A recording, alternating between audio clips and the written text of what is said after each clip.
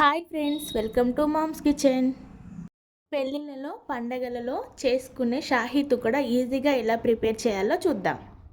వీడియోని స్టార్ట్ చేసే ముందు ఒక లైక్ చేయండి. మా ఛానల్ ఇంకా సబ్స్క్రైబ్ చేసుకోకపోతే వెంటనే సబ్స్క్రైబ్ చేసుకోండి.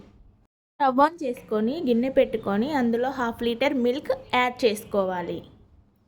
4 టేబుల్ స్పూన్ల పాలు ఒక చిన్న గిన్నెలో తీసుకొని అందులో 1 స్పూన్ కస్టర్డ్ పౌడర్ కలిపి పక్కన పెట్టుకోవాలి.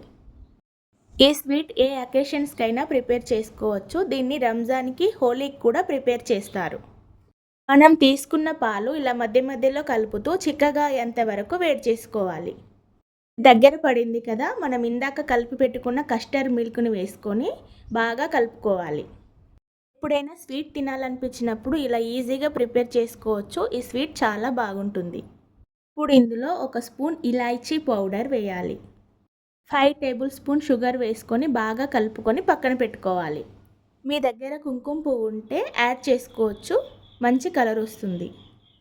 ఇప్పుడు బ్రెడ్ తీసుకొని సైడ్స్ కట్ చేసుకొని వీడియోలో చూపిస్తున్న విధంగా ట్రయాంగిల్ షేప్లో బ్రెడ్ కట్ చేసి పెట్టుకోవాలి.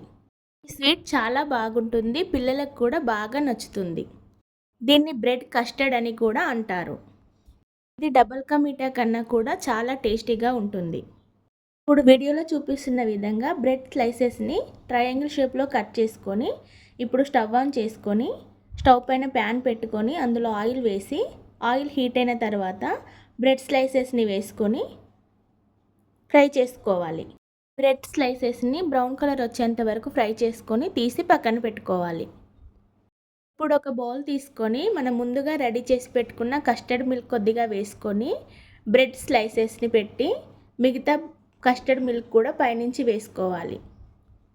కస్టర్డ్ మిల్క్ వేడిగా ఉన్నప్పుడే బ్రెడ్ పైన వేసుకోవాలి. అప్పుడు బ్రెడ్ బాగా మిల్క్ని అబ్జర్వ్ చేస్తుంది. ఇలా వేసి ఒక 10 మినిట్స్ అలాగే వదిలేయాలి.